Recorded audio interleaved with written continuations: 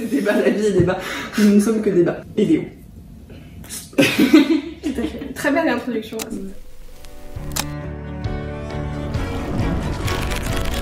Bien bonjour. J'espère que vous allez bien. Cette fois-ci, j'ai fait le signe. Elle apprend. On se retrouve du coup dans une nouvelle vidéo sur ce canapé formidable qui m'est gracieusement prêté par Juliette de la chaîne Livre et Sortilèges, chez qui je squatte sans aucune pitié. C'était proposé. C'était proposé. Dans sa grotte, parce qu'on a dit que c'était là où t'habitais finalement. Et donc après une vidéo jeu qui s'est transformée plus ou moins en vidéo débat, on va faire une vraie vidéo débat qui va peut-être se transformer en vidéo jeu. On ne sait pas. On verra. La vie est faite de surprises finalement. Où le principe c'est que Juliette a aimablement préparé plein de petits papiers parce que moi j'ai vraiment rien foutu à part poser mes fesses sur ce canapé et allumer mon téléphone. Et où du coup sur chaque petit papier on a deux tropes de trucs autour du livre qui s'opposent un petit peu. On doit choisir lequel on préfère, pourquoi et en discuter toutes les deux. Savoir si on est d'accord ou pas. Tout à fait. Et bah, du coup on va commencer tout de suite. J'ai fait une introduction plutôt concise. C'est vrai, c'est bien. Je suis fière de toi. Ouais, j'espère. Bon, bah, c'est à moi l'honneur du coup. Comme d'habitude. Alors, roman graphique ou manga? Roman graphique. J'aime beaucoup les mangas, mais le problème du manga c'est la couleur. Oui, c'est vrai. Alors que les romans graphiques, tu peux tellement faire des trucs chouettes en colorisation et en format. En fait, le problème du manga, c'est la limite du format. En fait, j'adore les mangas. Il y a ça permet de raconter des histoires très cool. Le principe des séries très longues, ça permet d'avoir une immersion extrêmement intéressante. Mais c'est limité par le format et par la couleur. Même s'il y a des mangas un petit peu plus grands, il y a quelques mangas en couleur, mais il n'y en a pas beaucoup. Ouais, mais moi je te dirais la même chose pour le roman graphique en fait. Je trouve le roman graphique beaucoup plus libre que le manga. Limité par ton format parce que tu vas pas pouvoir faire, au moins pouvoir faire des récits très riches. Souvent, après, ça dépend, il y a des séries de romans graphiques. Pour moi, du coup, c'est de la BD. Bah, l'Or Olympus, je crois que ce serait pas ça, une BD, tu vois.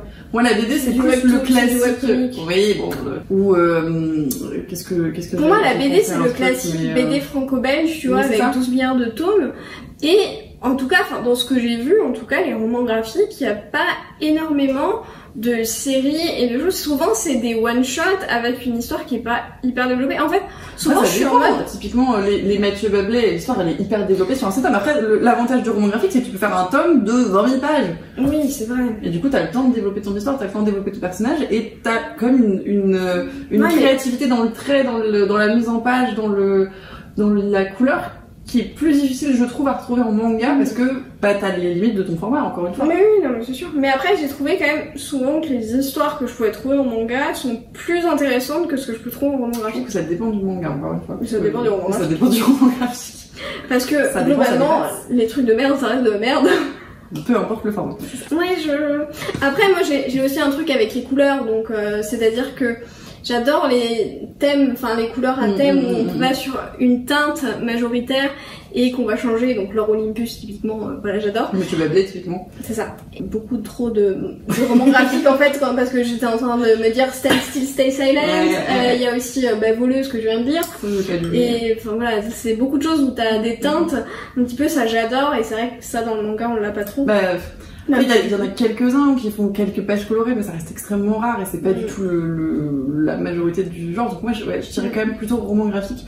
Mais moi, je dirais quand même plutôt manga. Dans le sens où les romans graphiques, j'aime beaucoup pour le style, pour tout ça, mais pour les histoires, je vais plus me rappeler des histoires de manga, je pense. Après, t'as après on s'émancipe un peu du livre, mais c'est aussi un apport, je trouve, de l'animation dans tout ce qui est manga et animé, et où il y a vraiment des animés où l'animation apporte quelque chose. Donc déjà t'as la colorisation qui est quand même intéressante aussi, et d'autres fois où même tu vas avoir autre chose. En fait t'as l'impression que c'est différent du média de base un petit peu, ou par exemple dans Attack on Titan, que j'ai regardé récemment, où tu as vraiment un apport de l'animation qui est ouf. Enfin, l'animation vraiment dans Attack on Titan est incroyable. Je crois que c'est les musiques aussi. Enfin, moi, ce que j'aime beaucoup dans les animés, pour le coup, c'est souvent la musique qui est quand même très les openings de Naruto, c'est pour l'histoire d'avant. C'est formidables ces openings. On a perdu. voilà, effectivement, je suis d'accord sur l'animé, mais après, voilà, tu t'éloignes du livre. Voilà. C'est sûr. Mais effectivement, après, c'est toute une culture qui va avec. Et après, je trouve que effectivement, l'avantage de la culture du manga, c'est qu'elle est plus ancienne que la culture du roman graphique. Je dirais, le roman graphique est quand même assez moderne. Et on n'a pas encore ce truc d'animé autour de ça. Peut-être un jour, je sais pas, ou peut-être que ça va se sortir, ou que du coup, il va y avoir ce jeu avec les webcomics qui permettent aussi d'avoir des livres intermédiaires. J'ai lu Petite Plume, qui est formidable, qui est très très beau en termes de couleurs et tout, c'est hyper chouette. Pas regarder la vidéo où j'en parlais. Mais peut-être, mais j'ai peut-être oublié. Non, mais... Et où pour le coup, il y a tout un truc avec un site internet où t'as des contenus additionnels que tu peux parcourir en parallèle et tout ça. Et en fait, je pense que c'est aussi l'avenir un petit peu de ce type de médias, de faire des trucs avec des playlists ou avec des sites, avec des trucs additionnels qui permettent d'avoir 2 ou plusieurs lectures différentes et qui se rapprochaient pour moi, je trouve, de cet aspect animé des mangas, par exemple.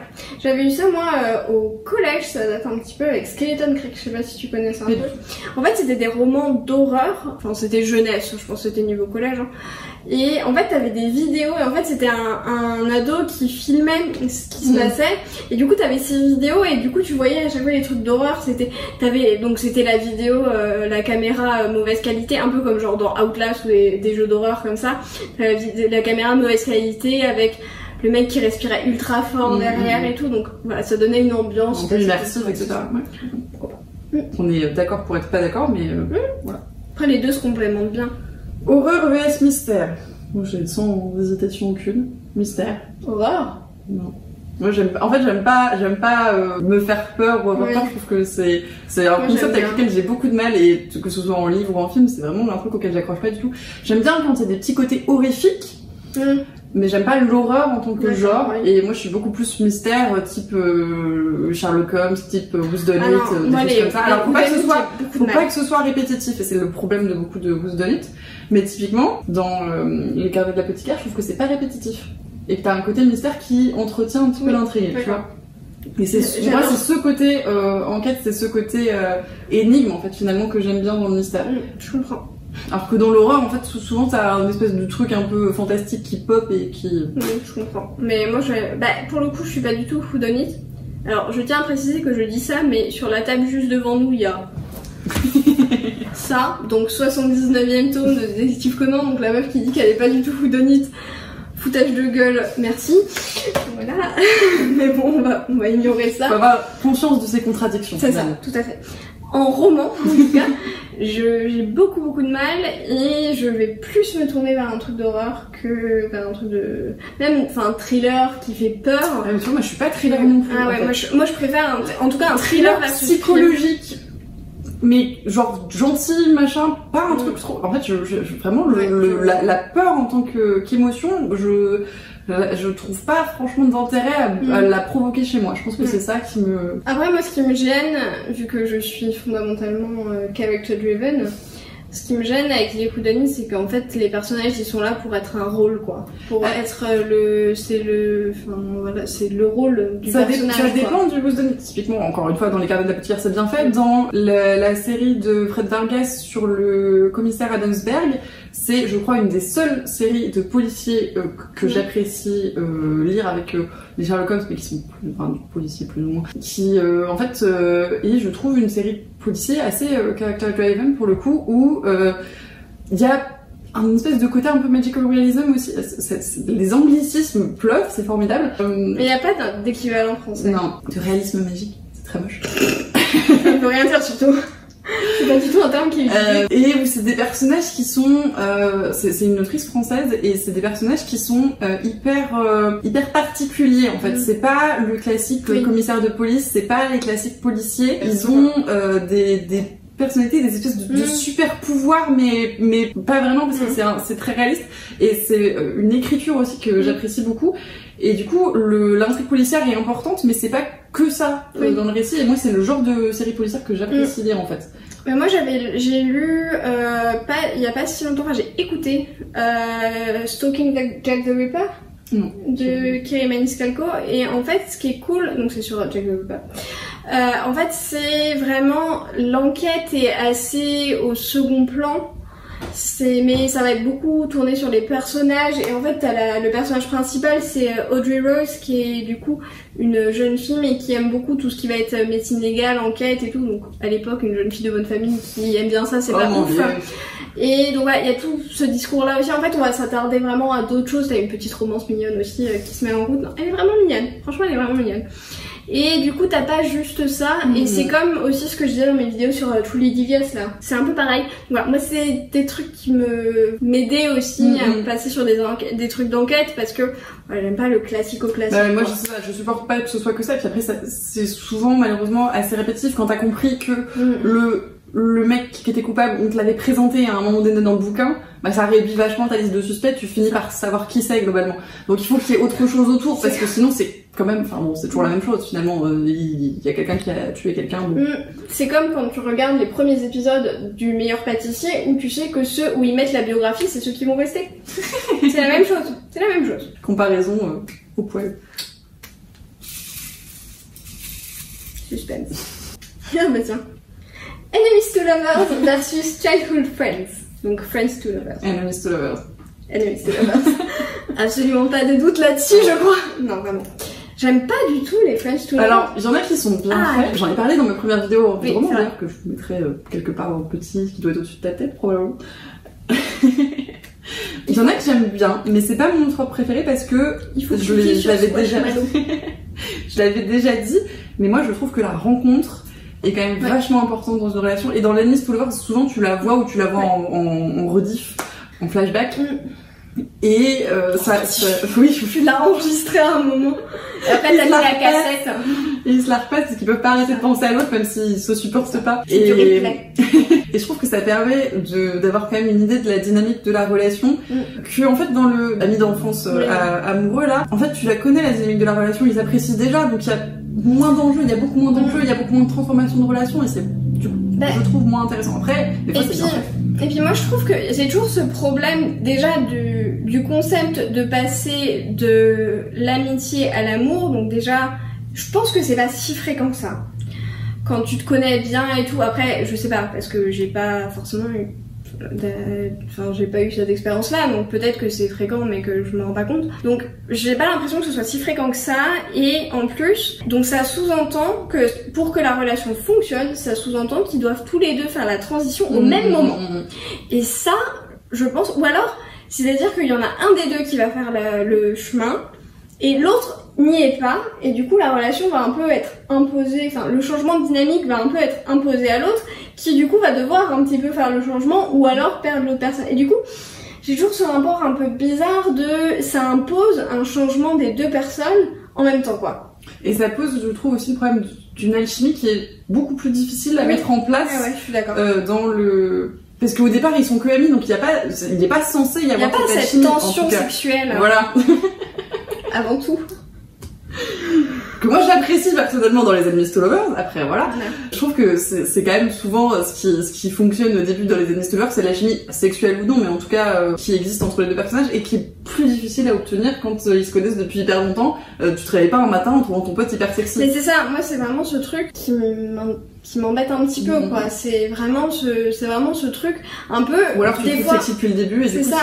Des fois je trouve ça un peu bizarre dans le sens où c'est un petit peu en mode bah ça y est, t'as des hormones, enfin t'as les hormones de l'adolescence, parce que t'as toujours des hormones, mais t'as les hormones de l'adolescence, et d'un coup tu vas trouver tous tes amis sexy. Enfin, ça pourrait être drôle, ça dépend comment c'est fait, ça pourrait être drôle.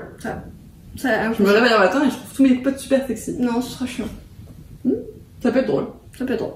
C'est un concept. C'est un concept. Alors, fantasy versus science-fiction. C'est dur. Fantasy. Non, c'est pas difficile. Fantasy. Bah oui, mais parce qu'il y a un passif en fait. Enfin, j'ai beaucoup plus lu de fantasy que de science-fiction de manière générale, donc c'est difficile de dire science-fiction. J'ai lu 4 bouquins de science-fiction, enfin plus que ça. Mais j'ai lu du Becky Chambers. L'essentiel de ma littérature de science-fiction, c'est résume à Becky Chambers finalement. Mais j'apprécie ce résumé. Mais oui, après. Bah, la science-fiction permet des choses que la fantasy permet pas. Ce qui est vraiment enfoncer une porte ouverte, mais la fantasy permet des choses que la science-fiction ne permet pas. Effectivement. Voilà, c'est conclusion de ce débat. Chaque genre, Débat endiablé, finalement. chaque genre a un rôle et tous les genres sont importants. Et peu importe les genres que vous aimez, vous avez votre place dans ce monde et vous êtes important. C'est beau ce que tu dis. C'est ça qu'il faut se dire. Mais la SF c'est vraiment la merde. Non, la SF c'est cool. La SF c'est super cool. Surtout que... Par contre, la romance c'est vraiment la merde. Non plus. Non, après, en fait, c'est toujours le problème, c'est de la bonne science-fiction, de la bonne fantasy, et dans les deux cas, je trouve qu'il y a un renouveau ces dernières années qui permet de faire des trucs hyper cool dans les deux sens et des trucs différents. Et pour moi, le débat, c'est plutôt ancienne fantasy, ancienne science-fiction versus nouvelle fantasy, nouvelle science-fiction. Est-ce qu'il y a un débat? Bah, peut-être. Pour moi, la nouvelle, c'est mieux. Moi aussi, personnellement. En fait, les codes qu'on a déjà vu 12 milliards de fois... Mais après, ça dépend, parce que si tu commences par lire de la fantasy, tu vas apprécier... Bon, encore que ça, je sais pas. Après, d'un autre côté, il y a certains auteurs ou autrices, bah plutôt auteurs, parce que si je parle des trucs anciens, c'est plutôt des voilà, c'est plutôt des hommes, mais qui ont encore leur place dans les trucs originaux. Donc il y a, bah, en SF notamment, il y a Dune, mais il y a aussi Asimov, qui a quand même... J'ai pas lu, mais encore, qui a encore beaucoup sa place, et je trouve que ça passe bien actuellement. Il y a des choses qui ont et à contrario, t'as des choses qui ont vraiment mal vieilli, que ce soit en fantasy ou en SF. Enfin... Où tu te dis, mais où sont les femmes, typiquement, enfin, où sont vos personnages féminins, et comment sont écrits vos personnages féminins, enfin, est-ce que vous avez déjà rencontré une femme? Ben oui, tu sais, c'est les gens avec des seins, et pas de cerveau, avant tout. Il y a un vagin qui m'a littéralement évacué dans le monde, et puis pouf, voilà. C'est ça, c'est ça. Les gens, c'est un dessin et un vagin pour la description. Heureusement que je suis pas monétisée. C'est vrai. C'est vrai. Mais tu sais que si tu as le mot femme dans ton titre, vu que c'est un sujet de controverse sur YouTube, et ben tu étais démonétisée. Je vais mettre femme dans le titre. Ouais. Pour plus de femmes, point. Tout à fait. Je pense que, enfin après, c'est plus actuel aussi, c'est normal. Oui, et c'est pas les questions de société. En fait, les questions de société ont évolué, donc les livres qui en parlent, que ce soit en imaginaire ou en... Bon, après, je dis pas de littérature blanche, mais on va imaginer que ça évolue aussi en littérature blanche. C'est logique que ça évolue en même temps. Après, je trouve que du coup, ça permet des trucs hyper chouettes. Ouais. Et, avec des questions différentes avec aussi. Avec des questions différentes et avec vraiment des problématiques on parle, intéressantes. Enfin, globalement, on parle beaucoup moins de la rencontre avec la différence et avec l'alien dans la fantasy que dans la SF. Oui, c'est vrai. Après, il y a la science fantasy. Oui. Qui est encore un autre... À un moment, je voulais faire une vidéo, enfin, j'ai toujours le pour-plan de faire des vidéos sur les sous-genres de fantasy SF. Je me suis égarée sur les articles Wikipédia de sous-genres de fantasy. En sautant d'un article à un autre et d'un article à un autre. Et j'ai abandonné parce que je crois qu'il y a un sous-genre de SF où c'est genre l'apocalypse, enfin c'est genre l'apocalypse avec infection, enfin des épidémies et tout, enfin t'as vraiment un sous-genre là-dessus. Et ce que je dis aussi dans la vidéo sur Becky Chambers, c'est que Mankind Robot, du coup le nouveau, un psaume pour les recyclés sauvages, c'est du solarpunk. Voilà. C'est joli en tout cas. Oui. Ça... C'est moi? Ça passe pas. C'est quand soit est-ce que tu binges tes séries ou est-ce que tu les espaces? Je pense que je connais ta réponse et je connais très certainement la mienne. Et tu connais la mienne aussi, je pense. Moi j'ai plus tendance à les espacer, clairement. Et toi aussi? Moi je binge. Bah ça dépend. Ah, moi, oui, bah quand c'est pas sorti, je suis obligée.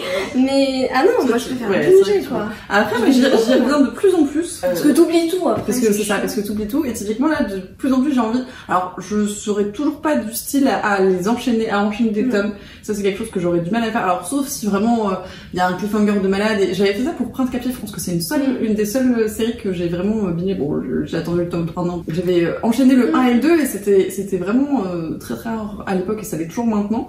Mais j'essaye maintenant de lire les séries de façon un petit peu plus rapprochée dans l'optique de les finir un petit peu plus vite. Oui, je comprends. Que 10 ans plus tard. Voilà. Et tu vois, moi j'ai très peu de séries en cours finalement. Alors que moi c'est une en fait, je m'étais dit, est-ce que je fais pas une vidéo série en cours? Et en fait, j'en ai assez peu parce que justement, souvent quand c'est une série où je sais que je vais aimer déjà, j'attends que tout soit sorti avant de tout lire. Et typiquement, par exemple, The Poppy War, je vais la finir là ce mois-ci, enfin c'est je pense mon prochain livre sur ma liseuse que je vais lire et c'est le tome 3 donc c'est la fin et en fait j'ai mis un livre un peu plus chill entre le premier et le deuxième parce que du meurtre et du génocide à un moment j'avais besoin d'un truc un peu plus léger mais voilà j'ai vraiment enchaîné et moi je préfère comme ça parce qu'on se souvient plus de ce qui se passe. C'est sûr.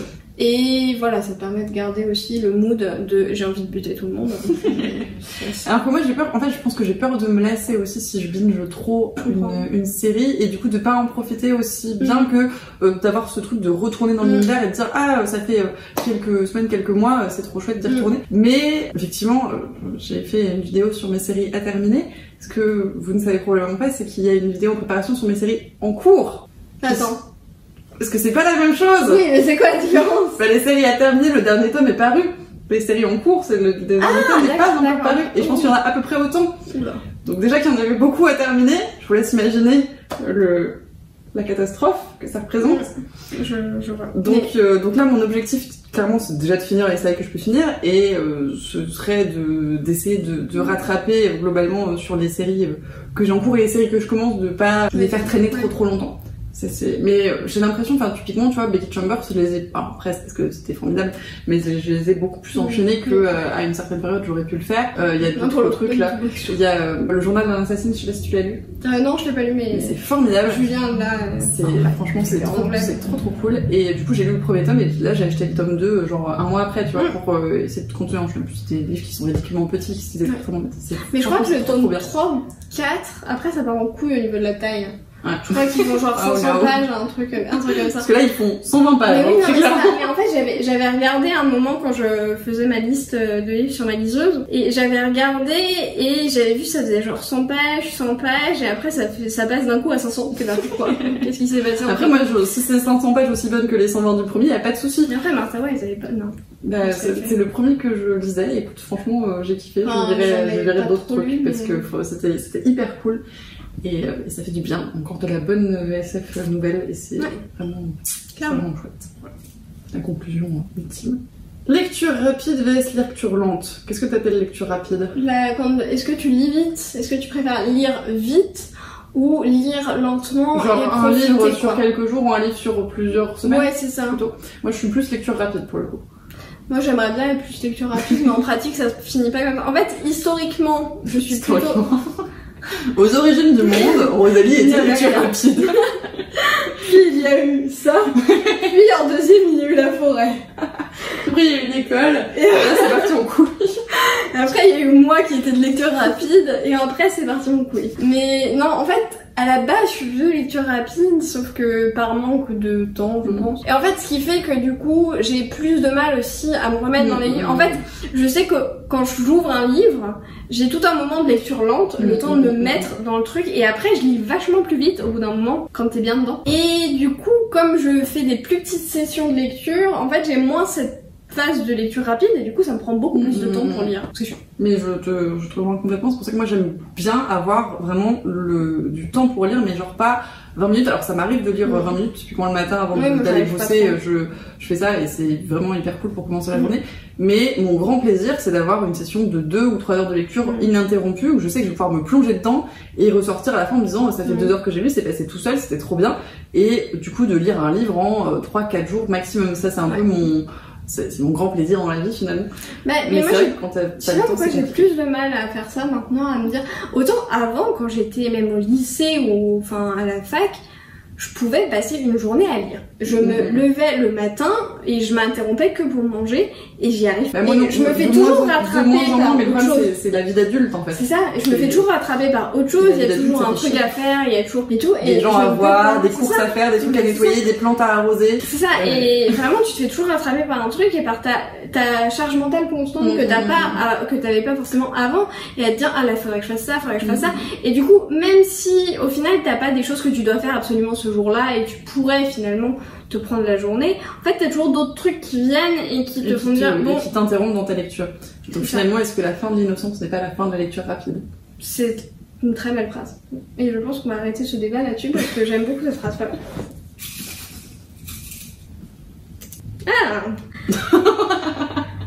Happy End versus Bittersweet. Un petit peu en demi-teinte. Je reste une fan des Happy Ends, mais moi j'aime pas les Happy Ends. Moi j'aime pas les Happy Ends. Mais moi j'ai envie de savoir qu'à la fin tout va bien en fait. C'est un côté très rassurant et très réconfortant. Mais c'est pour ça que j'aime les romances aussi, hein, ça on se refait pas. Oui. Moi c'est pas que j'aime pas les Happy End, c'est que je trouve que c'est pas réaliste.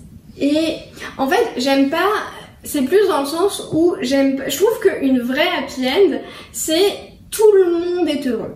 Et tout l'univers, tout le monde a tout résolu de tout. Oui, et non mais tu vois, c'est ça, c'est un petit peu le truc de, en fait les gens sont tous heureux et ont tous un peu tous leurs problèmes qui ont été résolus au cours des livres. Et ça je trouve que c'est pas réaliste. Moi j'aime bien les trucs même un petit peu pas finis où tu sens qu'il y a encore des problèmes, t'as encore des difficultés. Et en fait un livre finalement c'est un moment où tu vas voir d'un point A à un point B la vie d'un personnage. En fait sa vie elle continue après. Bon, je sais que c'est des personnages fictifs, hein, ne vous inquiétez pas. Quoi? Comment ça? Mais du coup tout n'est pas résolu en fait à un moment, et du coup je trouve qu'avoir une happy end, enfin en fait si tu prends même je sais pas, enfin peu importe un point B dans ta vie, tout va pas être absolument tout rose et tout joli, et du coup j'ai un peu plus de mal, et c'est pour ça que je hais les épilogues. Arrêtez de faire des épilogues. Ça me sert, en fait ça sert juste... Non mais ça sert juste à montrer comment va évoluer chaque personne. Ah ben lui il va faire ça, lui il va faire ça. En fait j'ai pas besoin de le savoir, ça ne fait pas partie de l'histoire, et stop. Alors moi j'aime bien les happy end. Je te rejoins sur le fait qu'effectivement il faut qu'ils aient une vie après, et il y a des happy end qui sont bien faits par rapport à ça, où ils sont bien mais tu sais que ils ont encore des trucs à faire, ils ont encore des trucs à régler, mais c'est pas grave parce que le gros enjeu du truc, le gros enjeu de l'histoire, c'est à peu près résolu et ça se termine bien. En fait moi c'est ça qui me faut. Oui. C'est que le truc principal se finisse bien, et s'il reste 2-3 trucs en suspens ou s'ils continuent leur vie de telle ou telle façon, et bah ça me pose pas de soucis, au contraire je suis contente pour eux. Allez-y, faites votre vie. Après, moi j'ai plus de mal avec... Alors, et encore ça change un petit peu, il y a des fins ouvertes que j'aime bien, mais encore une fois ça dépend comment c'est fait. Faut pas me laisser trop d'ouverture, faut pas que j'ai inventé toute la fin en mode bah peut-être c'est comme ça, peut-être c'est comme ça, on sait pas trop, mais c'est fini. Non, il faut que juste ils partent vers une autre aventure. Ok, très bien. Il était content quand il l'a fini la dernière, ça me va. Et tout à l'heure, tu sais, pour les fins ouvertes, on parlait de Divergente, la fin. Encore une fois, on ne va pas spoiler, mais ça m'aurait presque pas dérangé qu'il y ait que son point de vue. Ouais. Presque. J'aurais presque préféré. Après, il apportait quand même des trucs, tu vois. Oui, non, mais je suis d'accord. Mais tu vois, dans la structure de la fin. Et ça m'aurait pas dérangé, comme je crois que c'est... Ça aurait été un peu brutal, peut-être. C'est pas 16 lunes, ou c'est ça? La fin. Je me souviens tellement pas de la fin de ce truc. Parce que je crois que j'avais lu, mais je l'ai jamais lu en fait, la fin de 16 lunes, je l'ai jamais lu. J'ai lu les deux premiers tomes. Moi j'ai lu les 4, mais je me souviens. À la fin, je crois que le personnage principal saute d'une falaise, non? C'est pas un truc comme ça? Non, ça. Moi j'ai un phare en tête, mais je suis pas sûre de ce que j'ai. Enfin, dans l'eau. Mais il est pas vraiment mort. Enfin, il y a un truc chaud. Enfin, non, mais c'est. Alors, si je vous demande d'arrêter les épilogues, il y a un truc pire que ça. Arrêtez les résurrections. C'est insupportable. C'est pas vraiment une résurrection. Non, mais arrêtez les fausses morts. Oh là là. Vraiment, c'est vraiment, je ne sais plus. C'est de la merde. Bah, c'était prometteur au départ, comme beaucoup de choses. Et puis après c'est parti. Et après, voilà. Mais donc ouais, happy end, mais avec des trucs derrière. Moi je suis plus comme ça. Moi j'aime beaucoup le pas trop heureux. Je veux pas non plus que tous les personnages finissent dépressifs. Ou meurent. Oui, mais... S'ils sont morts, il n'y a plus de problème finalement. Ouais. Est-ce que c'est pas une forme de happy end? La mort. Non, c'est pas vrai. Mais voilà, j'aime bien quand même quand c'est un petit peu en demi-teinte. Et... Plusieurs livres vs un à la fois. Attends, je sais ce que... Historiquement... Bon, à la racine du monde, l'origine de la vie. Je suis plutôt un à la fois. J'ai dit historiquement car...